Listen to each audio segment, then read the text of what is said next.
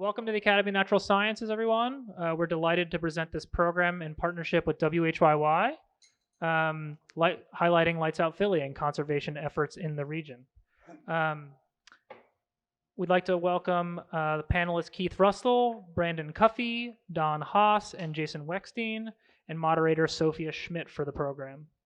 Here at the Academy, we're celebrating Biodiversity Year throughout the museum in programs and exhibitions just like these. Celebrating the vast variety of life on Earth and exploring the challenges to living species in a variety of habitats.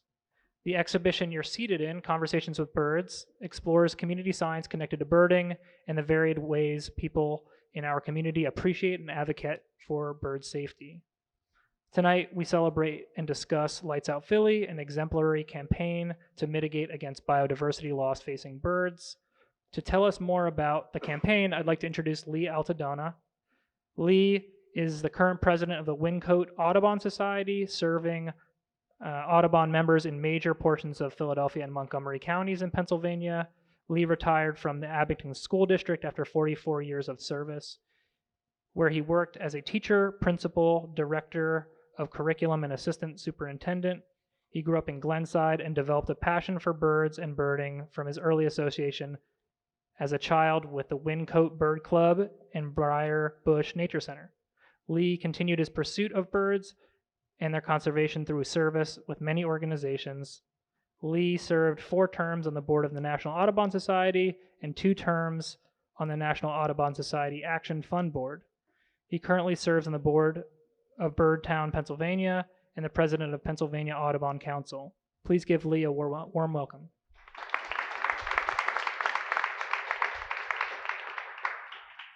Thank you, Ryan. Can everybody hear me? That's great. I wanted to let you know I'm the representative of Wyncote Audubon to Bird Safe Philly. I wanted to give you a few comments about how Bird Safe Philly came into being. I want you to think of the date October 2nd, 2020. October 2nd, 2020, there was a catastrophic event. There was a kind of a low ceiling, rainy, nasty day. And it turned out that the migration that fall day ended up killing an estimated 1,500 birds. How do we know it happened? Because one of our lead monitors, Stephen Masajewski, was out walking that morning, found the birds, and was able to photo document what had happened.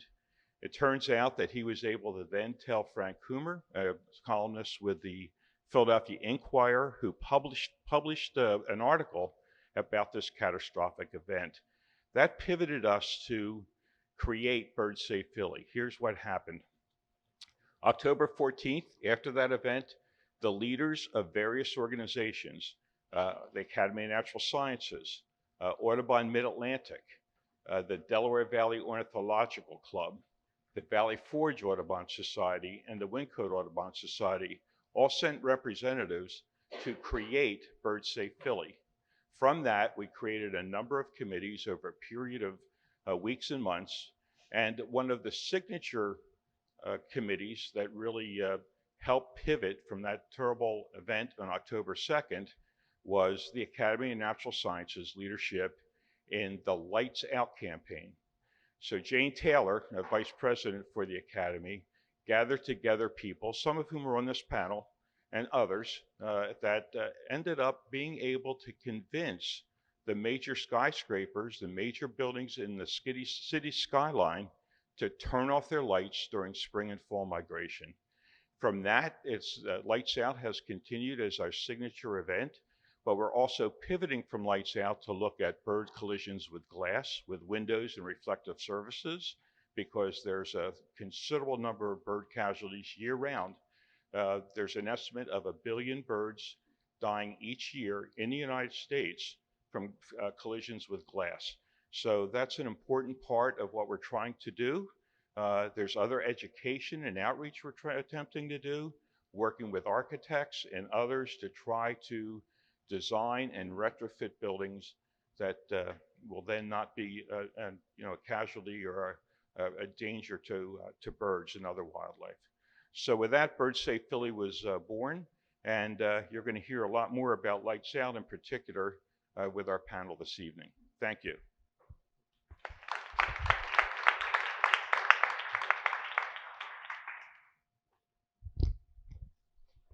Thank you for that context, Lee.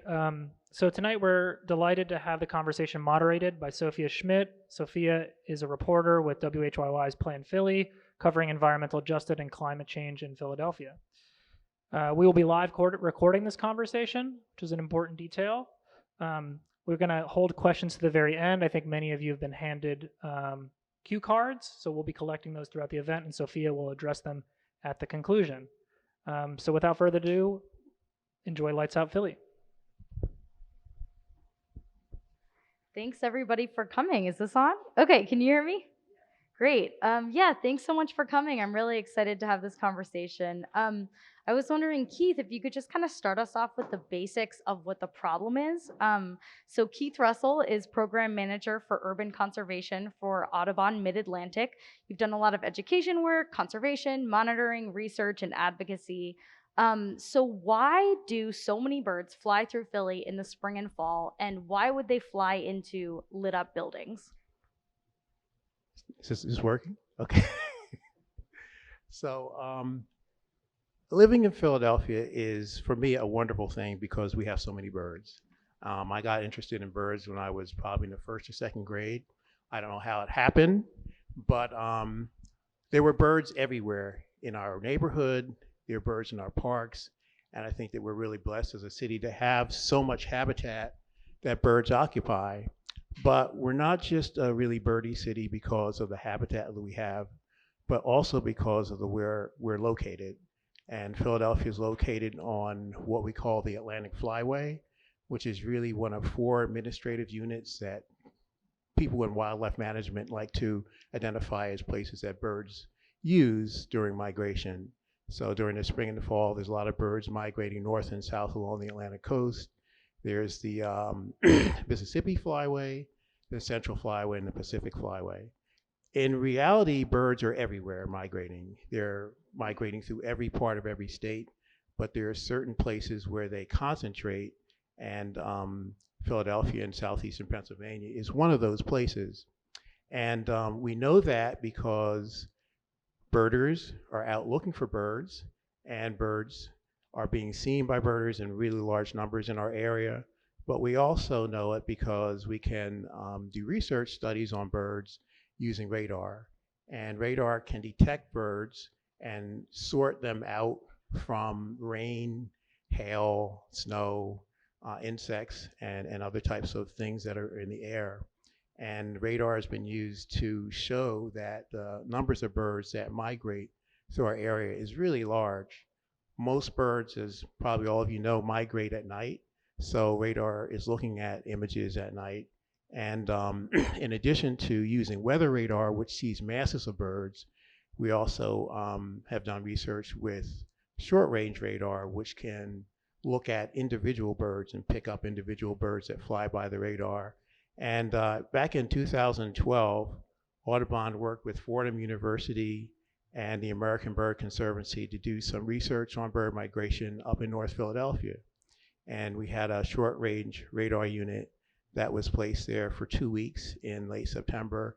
And during that time, the radar unit detected 735,000 individual birds flying within a kilometer of that unit. And that was just 2 weeks. And we know that the peak of the migration, the largest numbers of birds came through actually the following week in early October. So that just gives you some perspective on the actual numbers of individual birds that are coming through the city. I remember years ago hearing someone talk about Philadelphia, and they were talking about bird migration. Said, well, you know, when the birds migrate through this area, they just fly around Philadelphia. They don't go through the city. And anyone who doesn't live in a city may think that that's true, but for those of us who are in a city, we certainly know that that's not true. I know there are a lot of people that live in Philadelphia that are not aware of all the birds that are around us. Their focus is on other things. They may be focused on cars or people or other activities and not nearly notice birds. But for any of us who have, found out that there are birds around, when people find that out, it just opens their eyes. There were a lot of people during the pandemic that needed something to do outside. And they got into birding during the pandemic. And I've heard people talk about this, just the wonders that were opened up to them when they started looking around and seeing all the birds that we have. So we are a really birdie city, and we have a lot of birds that breed in Philadelphia. We have a lot of birds that spend the winter, but the largest number occurred during the spring and the fall during migration, when we have huge numbers of birds that are coming from their wintering grounds in Central America, South America, the Southeast, the Caribbean. They're all coming through the Atlantic Flyway, and they funnel through the Philadelphia area, going up to New England and Eastern Canada. So we have a huge responsibility for perhaps 100 million birds that just pass through our city twice a year. And this involves a lot of different species. We have upwards of 300 different species of birds that occur in Philadelphia every year. So it's a huge variety. So Philadelphia is a huge, it's a main artery for this, huge migration of birds that's coming through spring and fall. And it's a huge amount of species, not just pigeons and starlings and things that we're familiar with, but all kinds of other species. So because all these birds occur in a city, a lot of them can get into trouble if there are threats and problems that they encounter. And one of the things that can really bother them are lights, artificial lights at night. Birds are drawn to those, especially in periods of inclement weather, when they can't see the stars or the moon, or they're having problems detecting the Earth's magnetic field. Sometimes lights can interfere with their ability to navigate. So this causes birds to then become disoriented, and they can actually just fly around lights. And in New York City, there's a tribute in light every year for 9/11. So they got these huge columns of light that are being, shown up into the air, and birds that are migrating start flying around in these beams, and they get thousands of birds in these beams. They just are drawn to them like insects are drawn to light, and they have to turn the lights off in order to let the birds disperse. But birds are attracted to light in many forms. If you have lights on inside of a building at night when they're migrating, they will want to go into the building because they can see inside. If you have light reflected on a building like the Washington Monument in DC, there's no lights on that building. There's lights reflecting off of it. And in periods of stormy weather, there have been thousands of birds that flown into that Washington Monument, solid building, because it was brightly lit. So birds respond to lights in ways that are just kind of wacky. But I guess if we were a bird, we would understand what was going on. So lights are a real problem for birds. But one of the things that we should remember in this discussion is that artificial light at night, which scientists call ALAN, is a real problem, but it has been almost superseded by the problems that glass cause birds. Reflections and transparency in glass causes birds to fly into windows as well. And one more thing I wanted to say about birds and lights is that Philadelphia is the place where we first discovered the issues that birds have with artificial light at night. And that was because the Delaware Valley Ornithological Club, we have the president of the Delaware Valley Ornithological Club here with us tonight, Greg Gorton. The DVOC was formed in 1890. It's the oldest continuously operating bird club in America. And one of the things that they were really fascinated by in their early years was what they called, I think it was city ornithology, not urban, city ornithology. And they did a lot of work in the city, right here in Center City.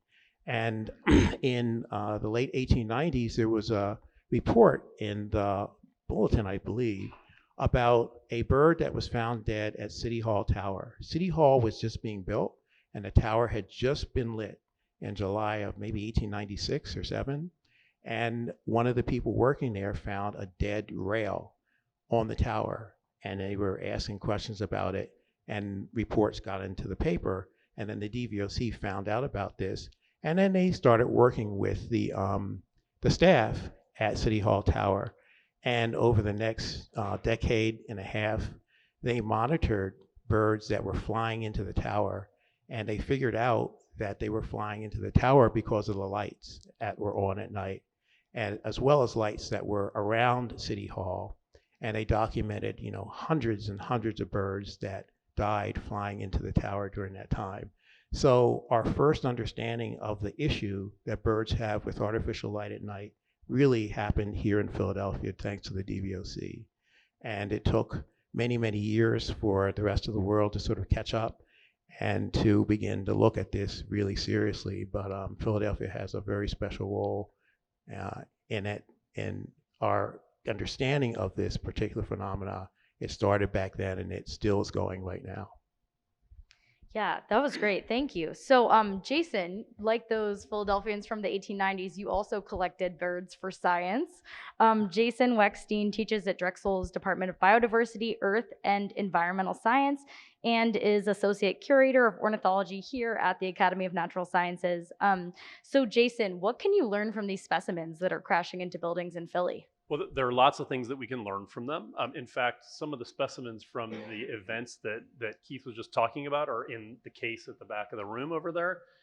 So basically from these early kills in the 1890s, people were saving them and preparing them as specimens.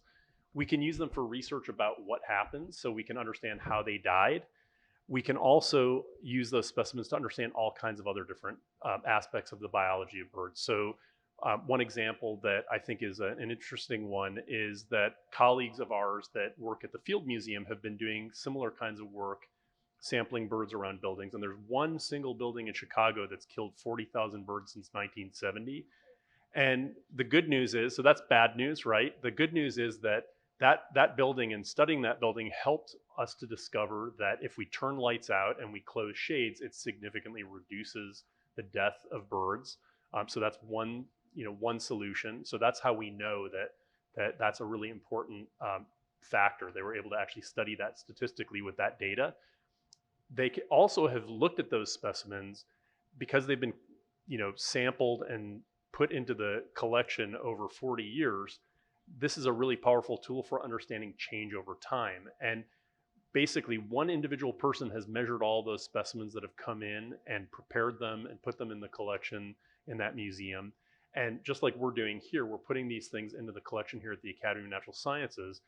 And from those collections, they've been able to show that body size is changing in about 40 species of birds. So basically, about 40 species of North American birds have gotten smaller in body size and have gotten, and their wings have gotten longer over that short period of time, over 40 years. So this is what we call microevolutionary change.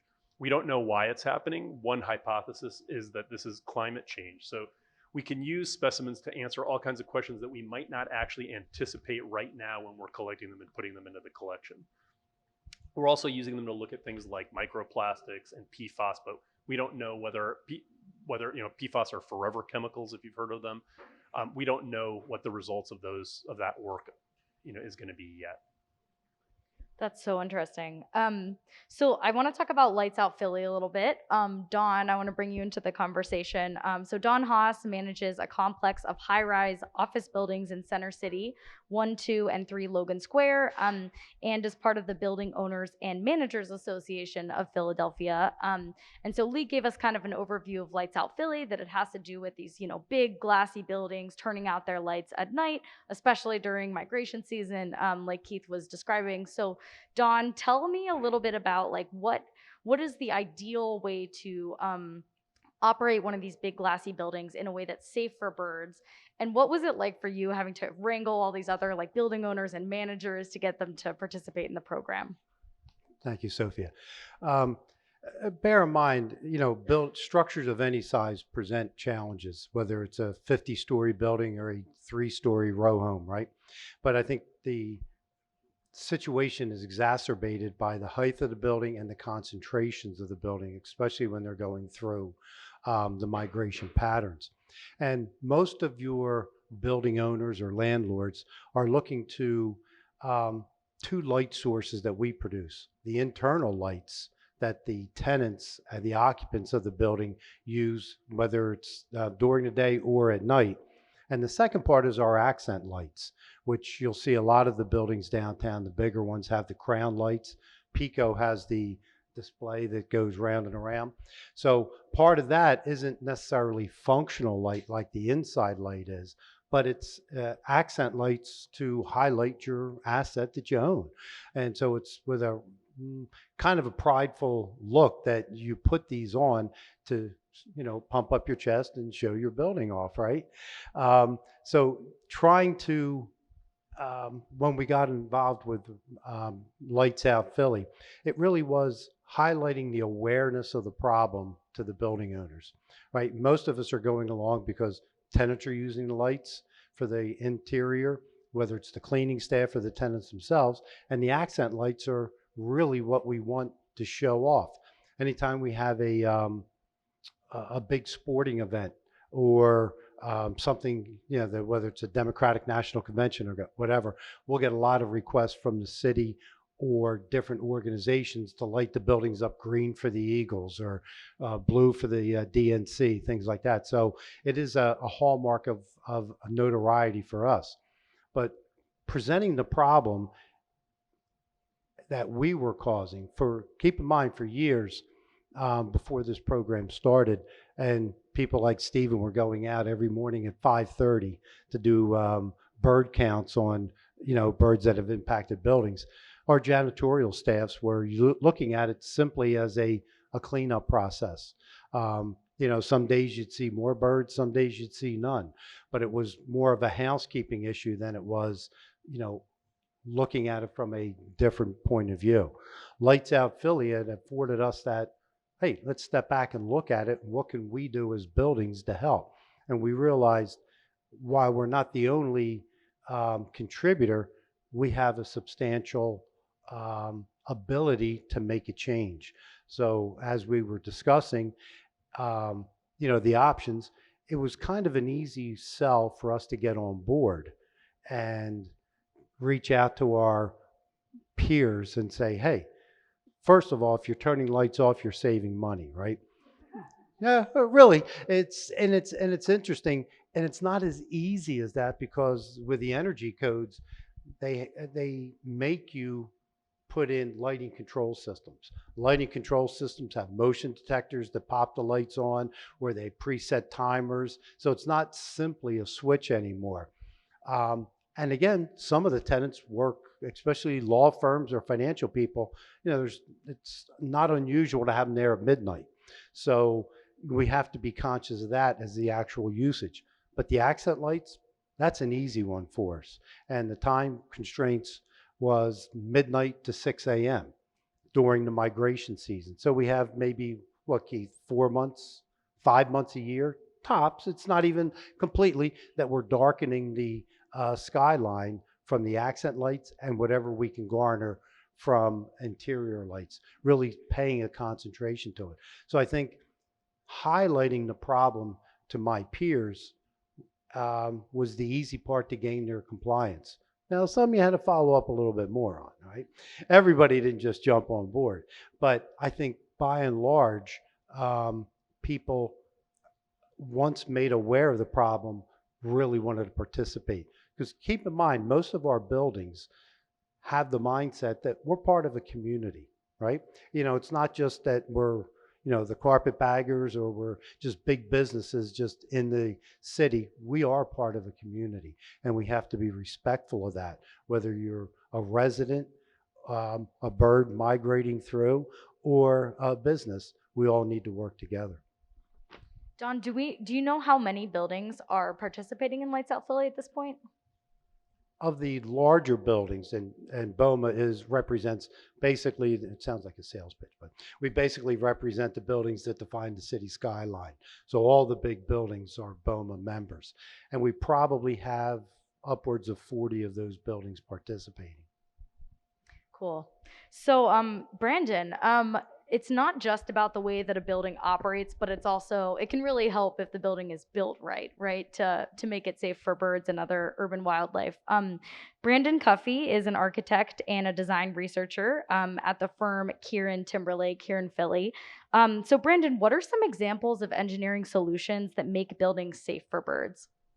Yeah, so I think recently, past, a couple decades, architects have been increasingly becoming aware of this problem. And I know specifically at Kieran Timberlake, we we strive to have our buildings kind of be sensitive to both the flora and fauna of the existing context that the building sits within.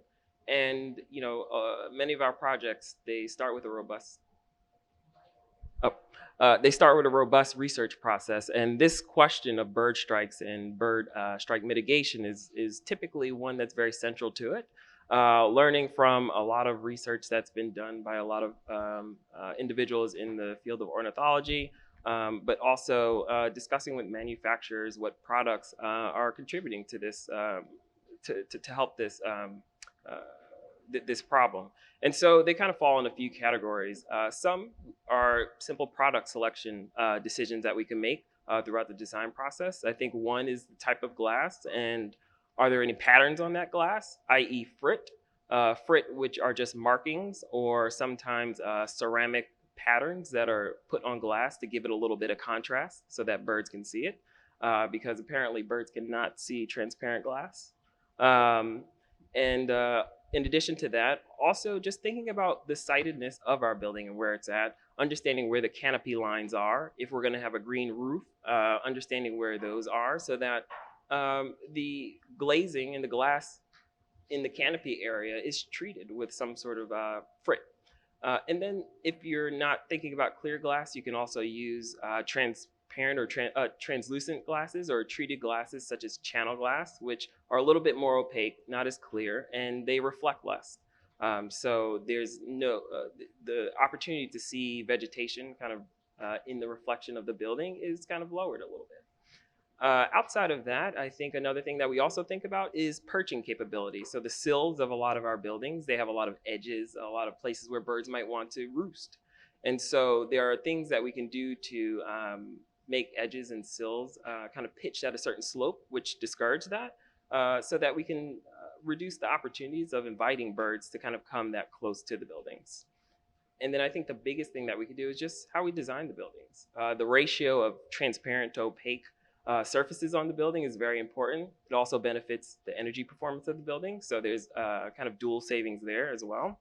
And I think things like fly-through conditions, when we're talking about taller buildings that have corners, that transparency is on both of those corners.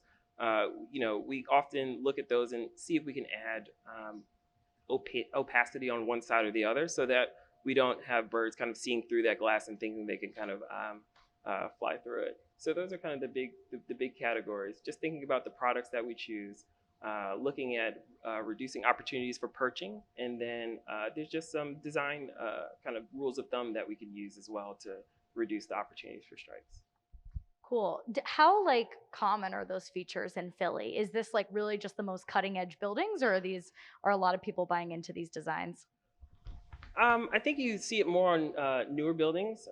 Maybe the past 10 or 15 so years, you'll see either fritting, or sometimes you'll see decals, which are decals that are particularly like birds of prey to mitigate this. But in the Philly area, the Bulletin building that's right across from the 30th Street station is a project that has kind of a nice frit on it, which it's not just your 2-inch by 4-inch kind of gridded frit, but we actually were able to look at that frit as a design problem and actually create a narrative for the folks inside of it, and actually have it serve dual purpose. So, it's kind of a composition of letters, but it also is working at a density where it mitigates bird strikes as well. And then another one of our projects in New York, the Paulson Center for New York University. It's quite a tall building on the campus of New York University, and that has actually a green roof. So I think for New York, I think it's the 90% of the first 75 feet of the building have to be treated for bird strike. So, that we did there, and also X number of feet above the green roofs as well, because that might invite birds. So there we used ceramic frit as well, and we translated a series of text into Morse code. So we were able to kind of weave in both the need to reduce bird strikes with frit design, and also weave in the narrative that kind of supports the design, the client's aspirations for creating a beautiful building. That's so cool about the Morse code.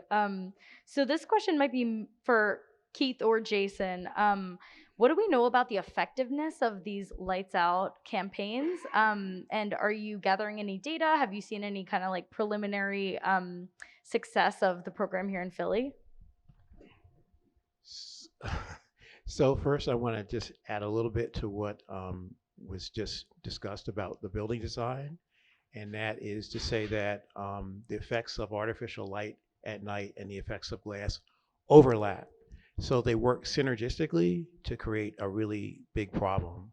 And one of the best ways to deal with the problems that are caused by having lights on inside of a building at night is to put the frit on the glass. So that if the birds are attracted to the window because the lights are on, they'll see that pattern and say, oops, can't fly through that, and they'll go somewhere else. So these things help each other. But here in Philly, we have been monitoring for dead and injured birds since about 2008, on and off. And we've gathered a lot of data that has allowed us to sort of see what the baseline conditions are at various buildings. And so when things are done to try to mitigate these collisions, we can then continue monitoring and look at how many birds are striking the buildings after the mitigation has been done. And we have data from buildings where glass has been mitigated by putting markings on the glass. And that comes from the University of Pennsylvania. And we've definitely seen market declines, significant declines in the number of birds that are hitting these buildings. But we also have been looking at the effects of light, and that's a little harder to measure for a variety of reasons. But there is one structure on Market Street, what's actually between Market and JFK Boulevard, next to the Mellon Center, and it's a big 2-story cube, and it's a lot of glass, and it was lit up brilliantly at night for many years, but now it's off.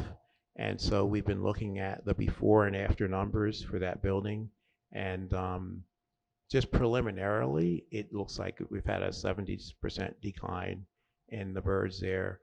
Stephen Maciejewski, who's sitting over here in the front row, the Birds Say Philly button on, is the person who has been monitoring this area for a long time.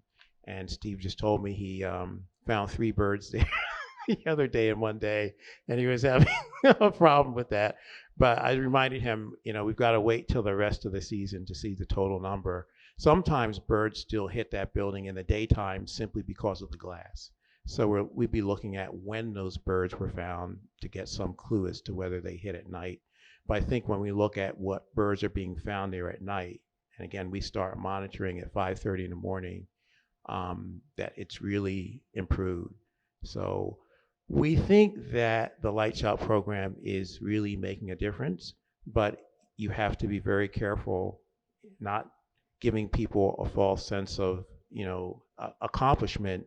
It takes years to really look at enough data to know that that is actually what's going on, and you're not seeing the effects of, say, other things, random things that are going on in bird population size or changes in the way that the buildings are being operated or whatever. But at that one structure that which we've concentrated on, where we've actually had 100% light reduction, all the lights are off there. That's the only structure where that's happened. We've seen a real decline. So that gives us hope that the program is effective, and that if we continue to get other lights out, it will be, making a difference in the number of birds at other buildings. There may be reduction in the number of birds that we're getting at other buildings, but it probably won't be 100% at most buildings because of the glass. The birds are still going to hit those buildings because of the glass in the daytime. But it really helps to start looking at what we can do quickly and easily to reduce these collisions, and the light turning the lights out is a really great way to start that. I think the other piece of this that I wanted to add was that we know from peer-reviewed published science that these are the 2 best practices for this. So one is turning the lights out. So even if we don't see it yet in our own data fully, and there's some sign of it, But if we don't have tons of data yet that shows that, we know that based on published data, and they're not controlled experiments, but they're essentially like natural experiments with a building where they were closing the shades and turning out the lights, and they kept track of this for 40 years basically. That does reduce the number of birds hitting the windows, and we know that treating does the same thing because there have been experiments done to show that birds won't go towards the glass as often when it's the right kind of glass. And Jason, can you put this into context for us a little bit? Like, how big a threat are buildings to birds compared to the other pressures that they're under? In general, buildings are looked at as sort of the second biggest killer of birds. So it's about 1 billion in the United States. That's just the United States. So this is happening all over the world, right? Now, North America, like the Northern Hemisphere tends to have more migration, although there is migration in the Southern Hemisphere, and it's probably not very well quantified how much of this happens. It's a less well-studied system than Northern Hemisphere migration. The bottom line is that cats, feral and outdoor cats, are actually the biggest killer of birds. That's estimated at up to 3 billion birds in the United States alone. So these are, they're introduced species that are not native, and they're big killers of birds. And overall, North American bird populations are declining, right? Yeah, so overall, I think 2020, there was a paper published in the journal Science that basically showed that since the 1970s, we've lost about 3 billion birds. And it's a complicated study. So parts of the study are showing that there are increases in some species. So birds of prey increased. Many water birds increased. Those happen to be things that we manage. We have policies that protect them. So we used to shoot birds of prey at many famous migration sites like Cape May and Hawk Mountain. We don't do that anymore. We stopped using DDT. That allowed those populations to go up. So I think that piece of the story is kind of a very hopeful, positive one, that if we make policies and do the right thing, that we can actually turn the tide and make things happen in a good way. There are other things like grackles. Common grackles happen to be one of the big numbers. This is a blackbird that's very common in disturbed habitat. Those birds are decreasing in numbers. Now, the question is, when Eastern North America was pristine forest, were there a lot of common grackles? Maybe not. So maybe that's a sign of forest growing up. It's hard to know whether that's a negative thing that common grackles are reduced in population. Now, we do know that grassland birds are lower in population size, and that's because grasslands all over the world are having problems. We've wiped out our prairies in North America, and grassland birds are on the decline. We know that songbirds, like many of the birds that are hitting our buildings, are on the decline.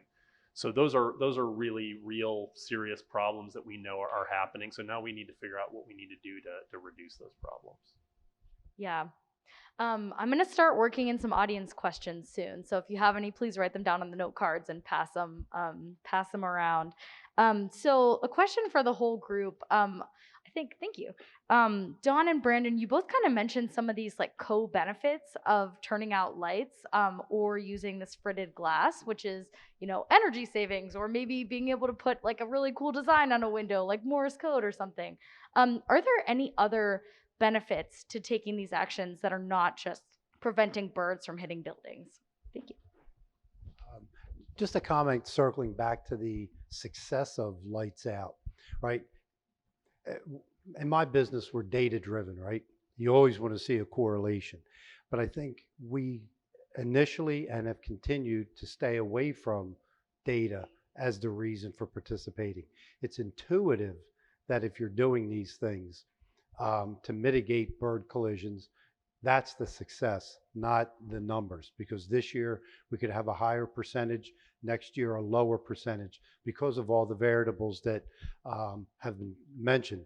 So I think that's probably a huge sell from our standpoint, is don't get hung up on the data. We'll talk in 40 years and then see how it goes. But I think that's part of the sell. But another value, if you will, is the tenants in our building. Most of them are again, part of the community. You're able to engage them in part of this process because they want to see success on initiatives like this also. Yeah, to echo those comments as well. But I think beyond the energy savings, it translates into also fiscal savings because you can trace, frit mitigation of solar incidents to lowering your heat gains. And that means that maybe for your building, you can actually have smaller systems. That means a smaller upfront cost, and that means lower kind of utility and operational costs as well. Any others? Not that I could think of. But, yeah. Here's a question for you, Brendan. These are really, really good questions, by the way, everybody. Thank you. How expensive is it to retro treat glass? I think relative, if you think about it relative to overall like project or construction budgets, even for new buildings, implementing frit or some sort of acid etching on the glass is quite negligible in comparison to the overall budget. So an existing building, even if you were to, I don't know, buy like decals or something like that, if you have like a home that you want to retrofit, it's a pretty marginal cost that isn't that high. Cool. I love this question. Which buildings are not participating? Are there any? Are there any that like would make a big difference if you could get them to sign on? Go out about 9 o'clock tonight and take a look around. Yeah, we're trying not to make Shame.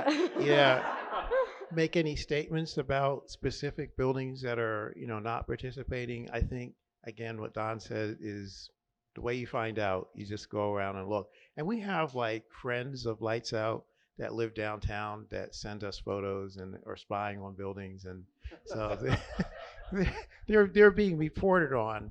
And so then we can talk to Don, or we can talk to other people. The Building Industry Association, we have been talking with members of that organization too, and they have been helpful because they sometimes know the people that run these buildings. And when a friend comes to you and asks you to do something like this, it's a lot easier than if I were to show up and they don't know who I am. So this is an issue that there are a lot of buildings that we wish could participate, but I know we added like 40 buildings, I think, at University of Pennsylvania this year. We added a handful of buildings at Temple University. And this is all from relationships. When you know people that are at these institutions or these organizations and they're really interested in this, and they can talk to the people that they work with in ways that make sense to them. And that's how buildings get added. So I also want to say that I think that I don't have a way of proving this, but my sense is that the Lights Out program here in Philadelphia is really one of the most successful ones in the country. We have enormous participation from a lot of buildings, and I think the number is over 150 done at this point with the stuff that we've added this year and all together. So it's really impressive, and it's major buildings. So we have a wonderful population of businesses and building owners who like to do the right thing. Other cities, it might not be so easy. You might have to twist people's arms or whatever, but this has all been voluntary. None of it has been forced. People have just wanted to do this, and it really warms my heart that this has been the way that Philadelphians have taken this up. So I think the other thing is it's great to see that buildings are stepping up and doing this and kind of setting this precedent, because they're not the only problem, right? We all own buildings or live in buildings that have windows. That might be a house. You might have a really nice big glass picture window that you enjoy looking out in your backyard, and that window kills birds too. So I think even those of us that live in individual homes or apartments, we can think about what we can do to help mitigate that problem at that small scale, because that small scale amplified, this is one thing that Keith taught me. You start amplifying that across neighborhoods all over the place, that's a lot of windows that can do a lot of damage. So we have to, small steps, and the big buildings are nice big steps, but lots of small buildings can actually kill a lot of birds. So. And so a point I think is very important that Keith brought up. It was completely voluntary by the big buildings, right? The Lights Out committee was a very open committee. It was a very, I don't want to say informal, but there was no threats. Nobody was taking their shoe off and beating it on the table that you're killing birds and you have to stop, right? I thought it was a great collaborative effort. And again, once we were made aware of the impact, how we could help, it was one of those things that you don't need to legislate this. We can work together and make it happen. That was actually one of the questions was, has there been any thought of putting these standards into the building code? I think Brandon, you mentioned the building that your company has worked on in New York City. They do have a law there that requires bird safe materials in new construction. So is that something that's been talked about? What do you all think about? Is legislation a good idea?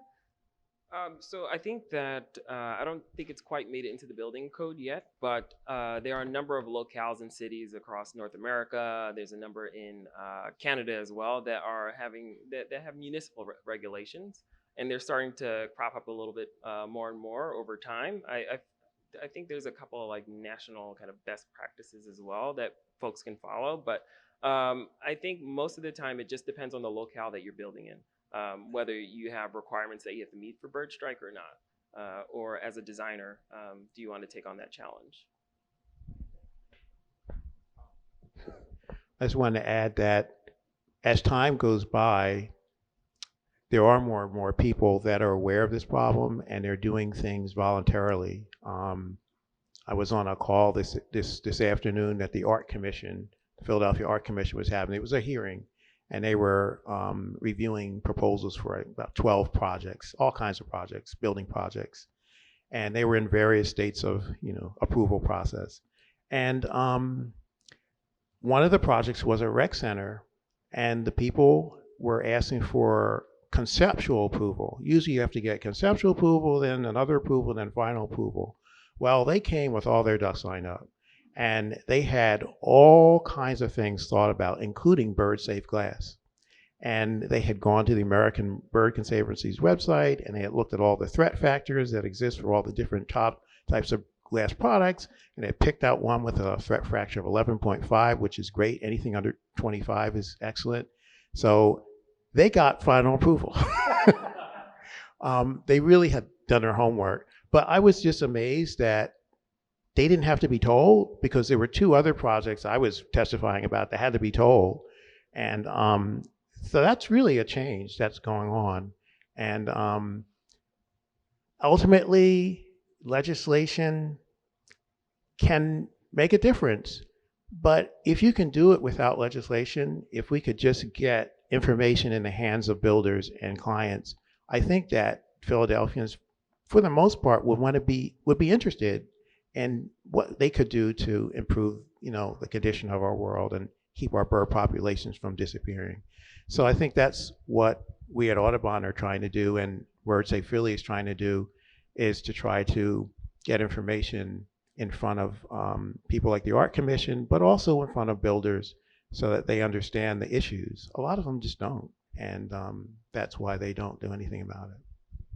Yeah, and I think, from a business standpoint, legislation is almost always the enemy, right? It really is, because then you're forced to do something that may or may not be practical. And I equate even this issue to sustainability. If you go back 20 years ago, some of the sustainable efforts that are now common practice today were a premium. You might have a 10% upcharge on a new building if you were going to enact these certain sustainable efforts. But most building owners and developers, if it's cost neutral or even a minor upcharge and it's the good thing to do, that's part of the sell at the end of the day too. So they want to participate in that. So I think the thrust should really be not to legislate it, but to create that awareness and start thinking early in the process that, hey, have you all thought about changing the angle of the building, slight design changes, maybe something with the glass, whether it's fritted or however that to help mitigate that problem. I think that education is really, to me, the key. What do you think about the role of like certification programs, something like LEED? I know you have some experience with that. Again, at least LEED is elective, right? Legislation, once enacted, is not elective.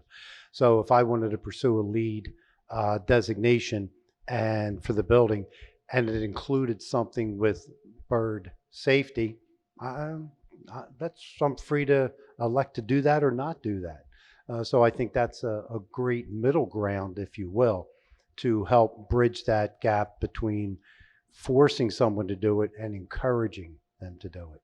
It's a little bit stronger encouragement, but it's still encouragement. Mm-hmm.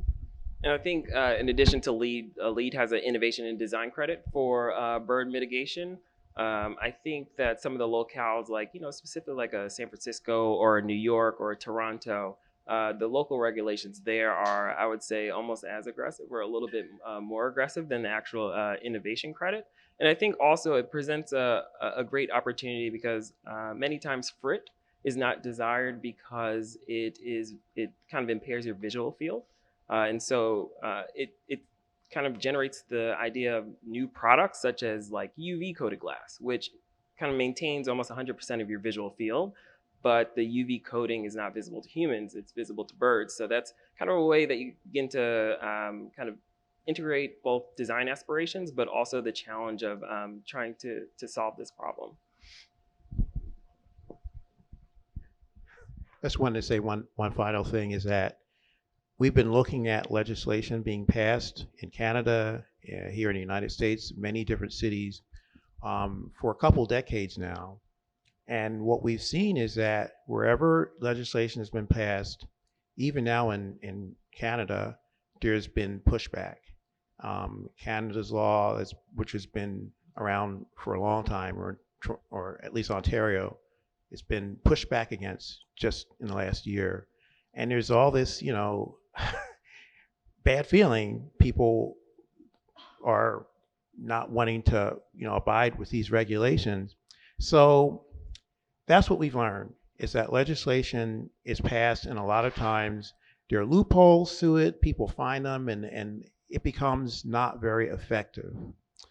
So if we're going to really make a difference, I think we are going to have a meeting of the minds with architects and designers and planners and really talk about this so that everybody's on the same page and understands the issues and how important they are. And I think that hopefully when people, act like human beings, they'll realize that the things that we now do with low flush toilets or water conservation that were outrageous 50 years ago and pricey, which are now standard, this is one of those things. And we just have to all put our minds together and play our part and realize that each building adds up to this 1 billion birds. It's one building at a time that creates this 1 billion bird loss a year. And we just have to have a new way of living so that we understand the responsibility that each one of us has. And to also, reiterate what Jason was saying, our homes are included. And the vast majority of birds that die from collisions are estimated to die on people's homes, not on high rises. And that's simply because there are so many more homes than high rises. So if you have 4 or 5 birds per house, that number just, look at the number of houses. A lot of times people have birds hitting their homes and they don't know it because their cats are getting the birds, or chipmunks are getting the birds, or other raccoons or things, crows are getting the birds early in the morning. The birds are hitting at night, you never even see them.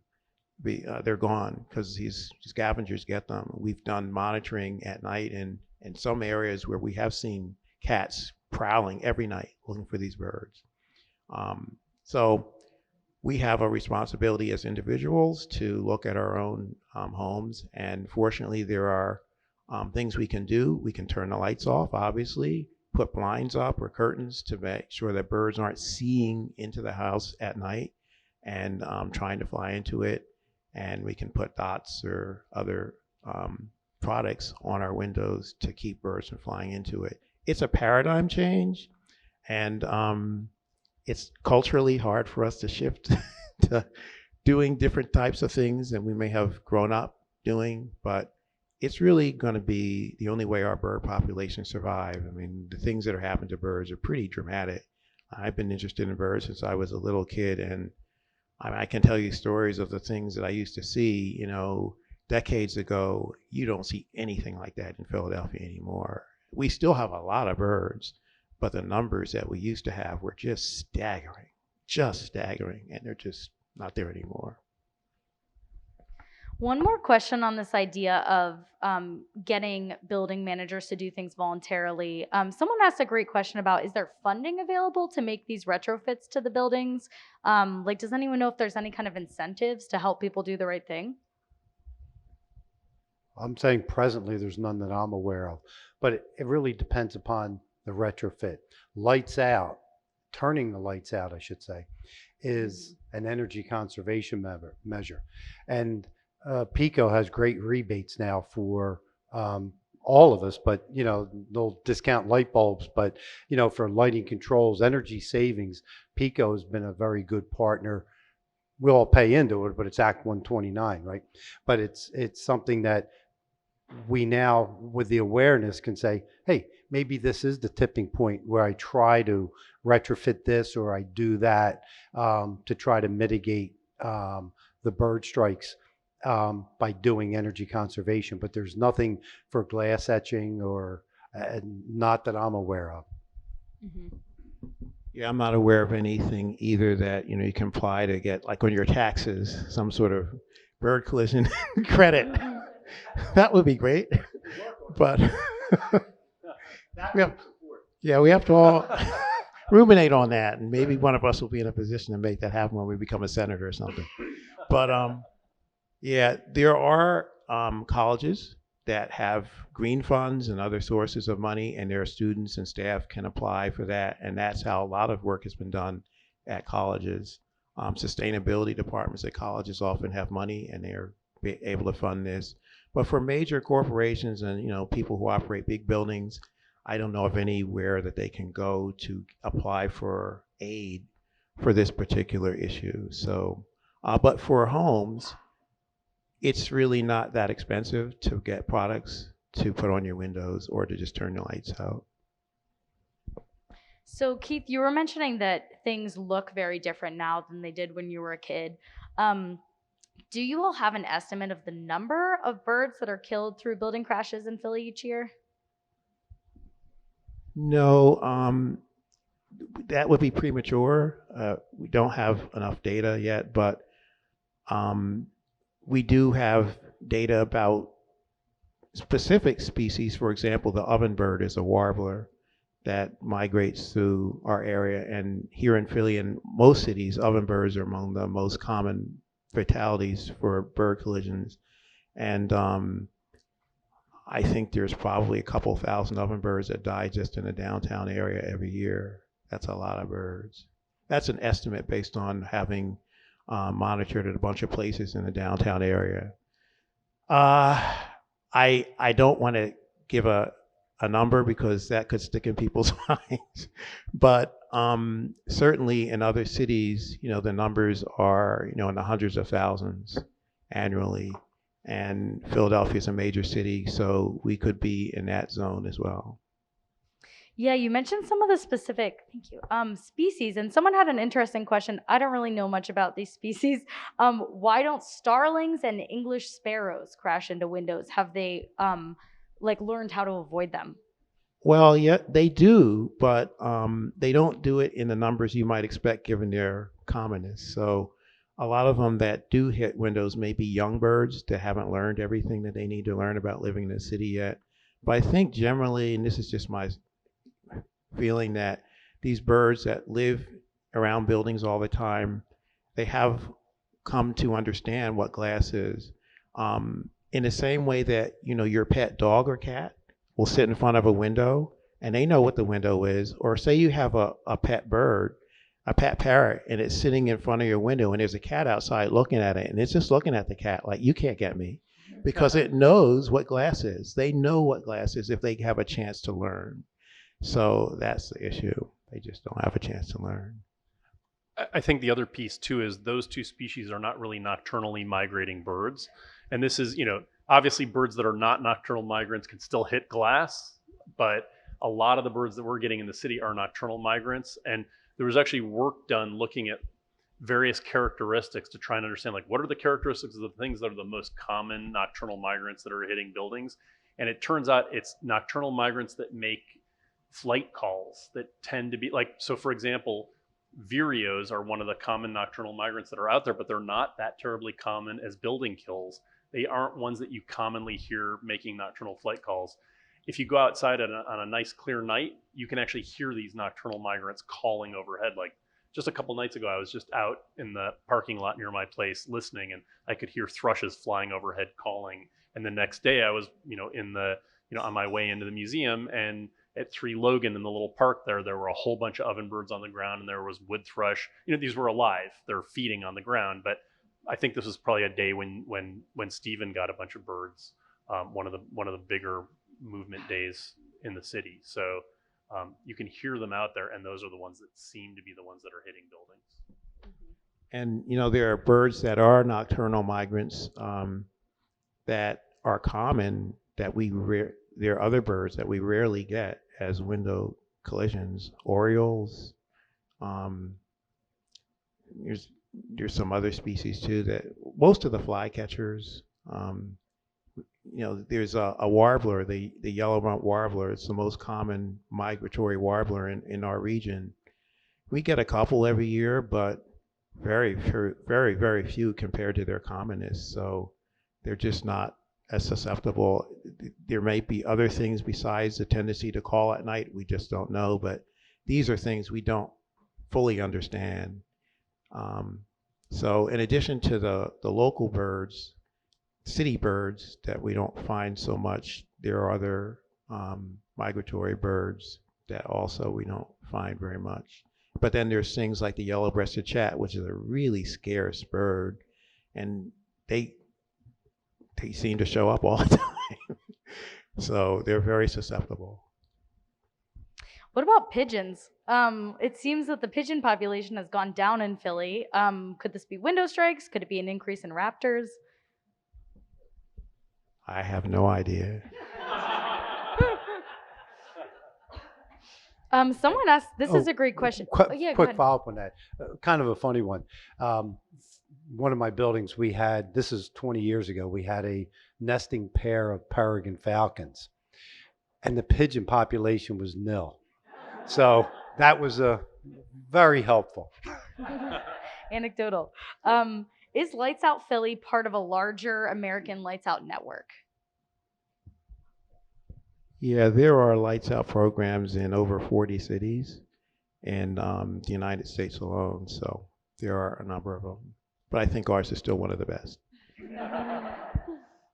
This is an interesting one. Do you ever work with entomologists? Because lights and birds are so intertwined with the decline of both insects and birds. I literally work with entomologists here at the Academy. But there are studies of birds. So a kind of an interesting example of a use of specimens, if you can take little fragments of feathers off of a specimen, you can analyze those feathers for isotopes. And isotopes in feathers can tell you what the bird was eating when it grew those feathers in. And there was a study published that basically showed that nightjars, which are nocturnal insectivores that basically are aerial insectivores, they fly up and they grab insects out of the air. These nightjars were basically, if you look in the past, these nightjars were feeding on different insects than they're feeding on now. And that is very likely due to this what we call the insect apocalypse, which is happening, where we're over-treating our yards with pesticides, we're killing native insects, we aren't planting native vegetation, and because we don't have native plants, the native insects that rely on those native plants don't do as well. So we're changing the whole insect fauna, and the birds are probably being affected by that. And there's also work done that's shown that if you plant native plants in your yard, native birds do better and have higher reproductive success and are more successful at breeding in those habitats. So common things like chickadees, they're going to do better in your yard if you have native plants and native insects that are associated with them. Cool. That is so cool about the feather isotopes. That's wild. So a couple specific questions about building height that maybe Brandon you could answer. Is there a specific height that a building has to be to cause a problem with migration? And maybe for Dawn, does BOMA anticipate treating lower floors up to 4 floors in the near future with a marker or film product? I don't believe I know of a specific height at which strikes necessarily increase. I do know that lower levels of buildings, usually, you know, the first like maybe 30 to like 70 feet or so, you know, that are around tree canopies and around other vegetation where kind of, you know, kind of a datum that birds are flying in, are quite susceptible to strikes. So that is kind of an area that is kind of focused on for treatments of various sorts. And then again, like I mentioned before, if you have like green roofs or you're introducing vegetation at additional heights kind of above the ground plane, windows and transparency and glazing around that area is also kind of where you want to be treating the windows for strikes as well. Now the tough question for me, huh? Treating existing buildings. I think the real inroads can be made in the initial design phase, right? When before a building is even constructed, what you construct it and how you orientate it. Going back and retrofitting buildings can be really problematic. First you're changing behavior. Keith mentioned it earlier about obstructing views. The higher the building, typically the higher the rent because of the view, right? We're getting daylighting from, that's an energy saving method. And if we tint the windows too much or obstruct the natural light, we're going to increase energy costs from that standpoint. I don't think anybody's opposed to it. And we've had numerous discussions on specific areas. There's been some low level specific areas in a number of buildings downtown, which we've had conversations with the building owner about, hey, this is a possibility, that's a possibility. Again, to different degrees of success. But I don't think it's something an aware and an educated operator or owner wants to at least explore without just turning a blind eye to it. Keith can probably speak to this more than I can, but this is one of the nice pieces about monitoring, and one of the reasons that monitoring is valuable. Because lights don't solve the problem 100%, we can figure out where there are places that are problematic, and that can allow buildings to focus on treating those particular places. So, we can't necessarily like take the entire Comcast building and cover it in, treatment. Maybe that's really difficult, but maybe there are particular spots that would solve a lot of the problems. And I know that like Penn's had good luck with this. Like they've treated glass, right? Isn't that true, Keith? Yeah, monitoring is often very helpful in giving people a plan for how to mitigate collisions on a building. It may not require every pane of glass or every floor. There may be hot spots where most of your birds are hitting, whatever, and that gives you a lot of, effectiveness by just treating those. So here in Philly, that's how we try to do it. We try to work with buildings and get monitoring done, and then use the monitoring to make a decision about where these birds are hitting most. It's most problematic when you have a really tall building, like the Comcast building, 60 stories. And we have done monitoring on most of the really tall buildings in the vicinity of the Academy. And every time we've monitored any of these sub-roofs on these buildings, 30, 40, 50, 60 stories, there are always birds. So we don't know to what degree birds are hitting these buildings high up. Are they hitting these buildings high up on a regular basis, every now and then? All I know is we always find something up on these high buildings. But what's going on here in Philadelphia may not be the same thing that's going on in New York City or other places, but certainly our tall buildings do seem to be susceptible to having birds hit them high up. And when that's going on, there's nothing you can do to those windows high up other than to keep the lights out. So that's your primary strategy for those tall buildings. So, speaking of the importance of monitoring, I'm sure we have a lot of birders in this crowd. Are there like opportunities to get involved in, helping out with this monitoring, like some citizen science opportunities? Yes.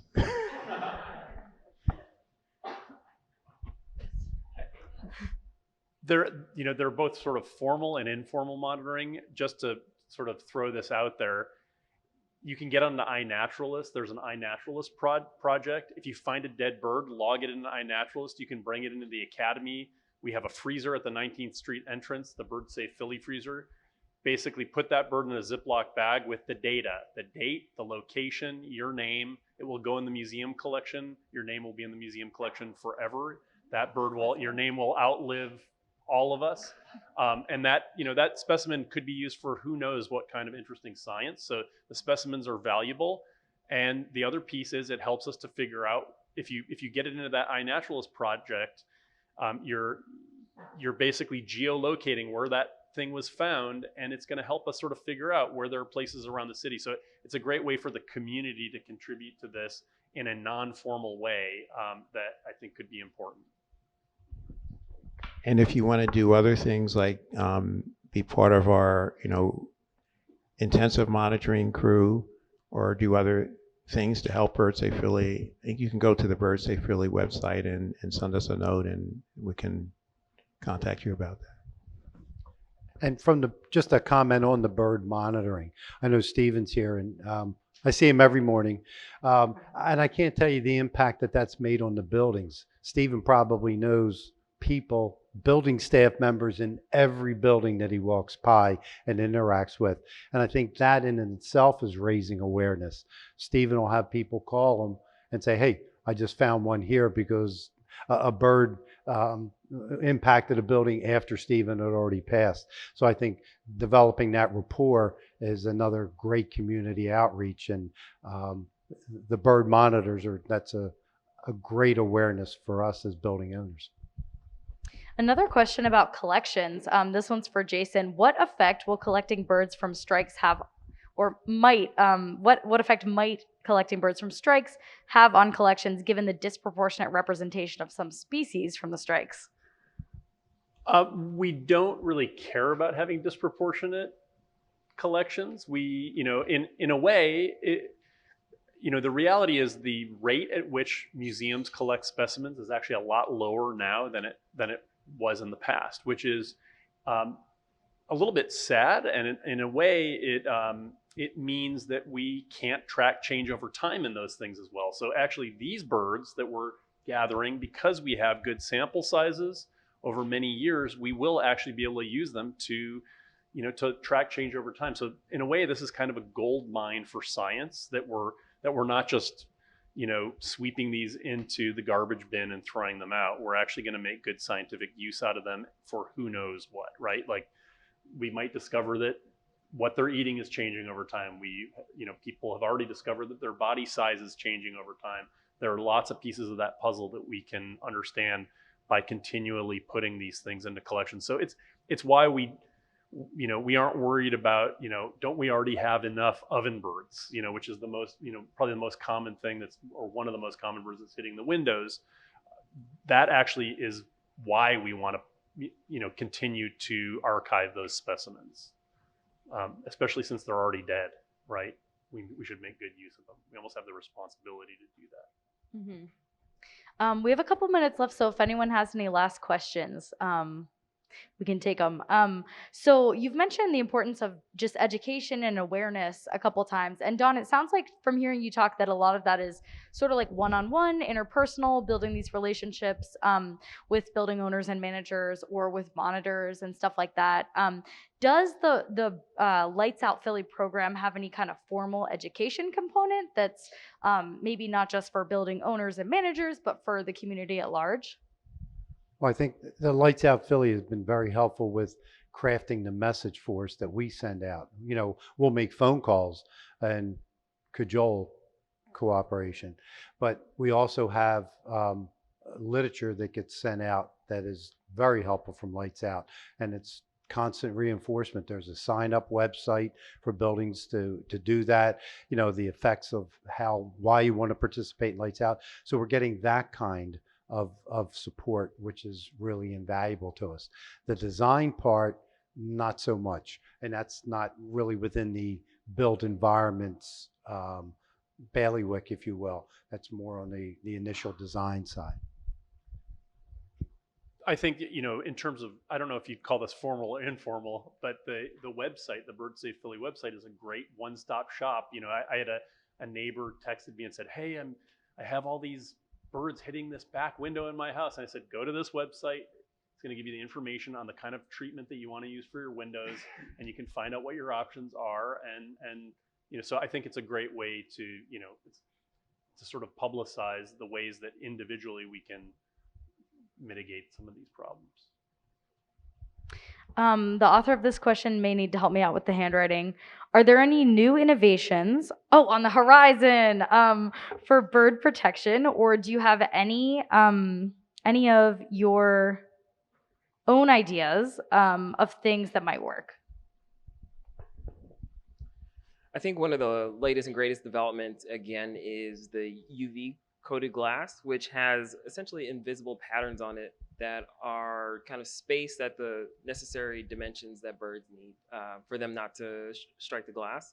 But I think also there's some, aside from just like product solutions, there's some design opportunities as well, because if you don't want to use a product, then you can start to think about mitigating reflections of vegetation by articulating the facade in kind of new and interesting ways, so that you can work through the problem, i.e. break up reflections through projections, through louvers, through scrims, screens, and whatnot, to actually enrich the kind of design profile of the project that you're currently working on.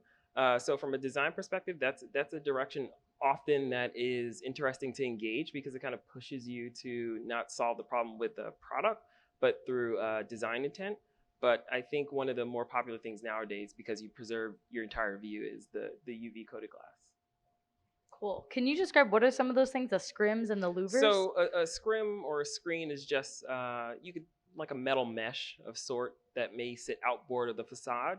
That one, it casts shadows on the glass, it breaks up the reflections. And so there's a high contrast with the glass, so that it's not seen in its totality by the birds. So the bird can tell it's an obstruction. Louvers, those often are used as well to block the sun. They have energy performant qualities as well. But again, they cast shadows on glass and disrupt reflections. And they also, again, make patterns of contrast on the glass. And louvers, they sit outboard of the glazing as well. So that's another kind of opaque layer that's breaking up the transparency of the glass for birds to see as well. Cool. Mm-hmm. This may be an obvious question, but the migration patterns are basically going to be north to south and south to north. So are there more window stripes on the north or south facades of buildings than east-west? And if so, could you have maybe less fenestration on the north and the south and more windows on the east and west? So this is a question that comes up all the time. And what we have found is that there's no patterns of birds hitting one side of a building more in the spring and in the fall. And one of the reasons why is because although the net change in their location is north to south, the actual routes that birds take are not direct. And putting little tags on birds that allows us to track them with, little nano tags allows us to track them, day in and day out, so we know exactly where they're going, has allowed us to see that their routes are very circuitous. And we were, in 2012, we were also doing some monitoring along the parkway, looking at birds that were migrating at night through the lights of an art show called the Open Air Light Show. So it was these big searchlights that were shining up in the sky. And we were watching birds fly through these lights. Some birds would hit the lights and they would fly with the lights as the lights were moving. Other birds would go through the lights like a bullet and keep on going. But we still haven't processed all that data, but we saw birds, this was in the fall, we saw birds flying east, flying west, flying north, flying south. They were going all directions. Now the mean direction was southwest. And we know that from the radar work that was done that year, which has, the 735,000 birds that the radar unit picked up. It gave us the altitude, and it also gave us a direction that each bird was going in, and the mean direction was southwest at night. But there were birds going in literally all the directions. So they're taking all kinds of routes, going different places, and they eventually wind up, in South America or someplace. But their actual direction each night is all over the place. It's really interesting. This is stuff we just didn't realize years ago. There's this phenomenon called morning flight that happens in a lot of places. Like basically the birds are coming in, as dawn hits, and they're moving, and then they're looking for a place to land to feed. That basically, migrant birds are hyperphagic basically when they land, which means they're basically binge eating. So they eat and they put on a layer of fat, so that hopefully the next night they can fly again, but it depends on the weather. They might stay for multiple days at a stopover place. Bottom line is, if you go to places like Cape May in the fall, the birds should all be going south. But in the morning, a lot of the morning flight, the birds are actually going to the north, completely the opposite direction you'd expect them in. And a lot of that's because they see the ocean, or there's the bay, and they're trying to find a way to get across to the next chunk of land. And it may not be a direct flight across the bay. It may be flying around the bay. So it's like Keith said, it's not as simple as one direction. I think this is our last question. Does BOMA share Lights Out International? We've worked with Lights Out Philly in connecting them with other BOMA locals. BOMA has BOMA International. It's an international organization, but it's really like 90 members in the United States. And we just made a connection in DC today. So it's something that we've offered up, because again, as Keith said even earlier about, it's easier for a friend to ask for you to participate rather than somebody out of the clear blue. So we're, as a BOMA local in Philly, we're more than happy to connect with them, with whoever we can in other cities. Cool. Well, thank you all so much. This has been incredible, and thank you all for the amazing questions. They were really interesting and thought-provoking.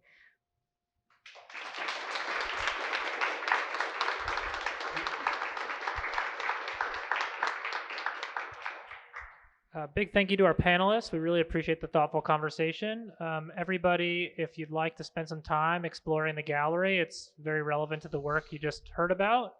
I oversee public programs and exhibits here at the Academy, so I have a few opportunities for you coming up that you might be interested in.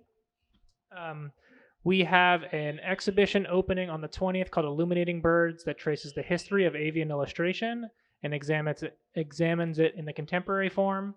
We have a partnership with DVOC coming up where we present David Lindo, who is known as the Urban Birder, talking about birding in urban environments. And we have an event called Black Excellence in Birding coming up on the 27th. All of this can be found on our website. So please come back and join us. Thank you very much.